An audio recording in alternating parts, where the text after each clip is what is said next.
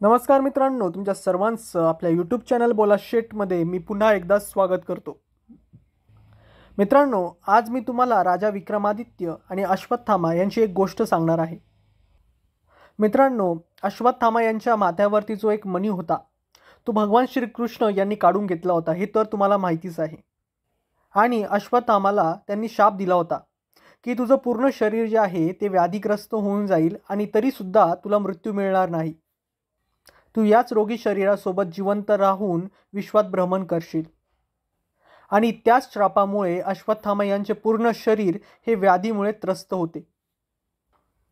आणि त्यामुळेच ते वेगवेगळ्या जंगलांमध्ये फिरायचे. तिथे ते वेगवेगळ्या औषधी वनस्पतींचा वापर करायचे, पण तरी त्यांना काहीच फरक पडत नव्हता.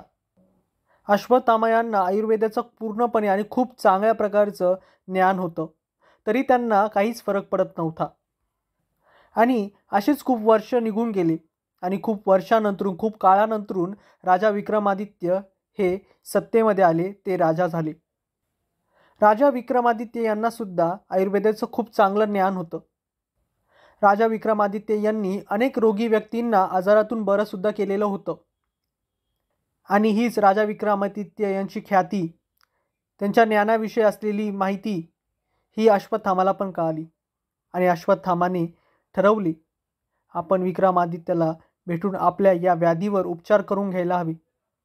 एका दिवशी असेच विक्रमादित्य जंगलात शिकारीसाठी गेले होते आणि शिकार करता करता ते जंगलाच्या खूप आतमध्ये गेले आणि त्यामुळे त्यांना बाहेर जाण्याचा मार्ग कळत नव्हता. तेवढ्यातच विक्रमादित्य यांना एक योगी साधू एका झाडाखाली शंकराचे नाम स्मरण करताना दिसला.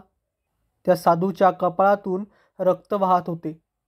राजा विक्रमादित्य त्या साधूकडे गेले आणि विक्रमादित्य त्या साधूला म्हणाले, हे मुनिवर प्रणाम. आम्ही जंगलामध्ये रस्ता भरकटलो आहे. कृपया आम्हाला जंगलातून बाहेर जाण्याचे मार्गदर्शन करावे. त्यावर तो साधू म्हणाला, मी तुला मदत करतो, परंतु त्यापूर्वी तुला मला एक मदत करावी लागेल. विक्रमादित्य म्हणाले, मुनिवर तुम्ही आदेश करावा. त्यावर तो साधू म्हणतो, मी एका व्याधीने त्रस्त आहे. माझ्या कपाळातून रक्त कायम वाहत आहे. मला या व्याधीतून मुक्त होण्यासाठी तुमच्या आयुर्वेदातील ज्ञानाची मदत हवी आहे. त्यावर विक्रमादित्य त्यांना अनेक औषधी वनस्पतींचे नावं सांगतात.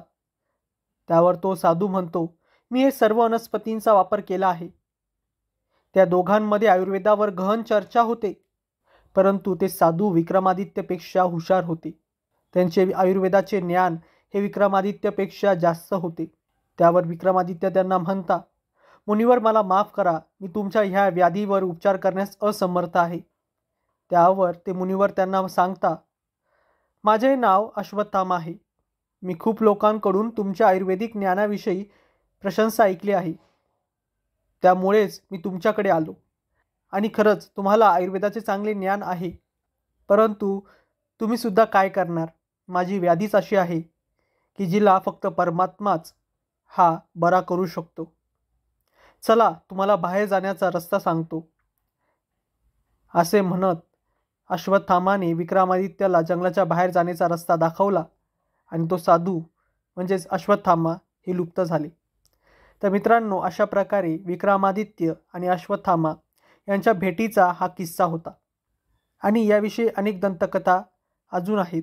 तर मित्रांनो, तुम्हाला सुद्धा जर आपले असे व्हिडिओ आज आवडत असतील तर नक्की आपल्या चॅनलला लाईक करा, शेअर करा आणि सबस्क्राईब करा. जय हिंद.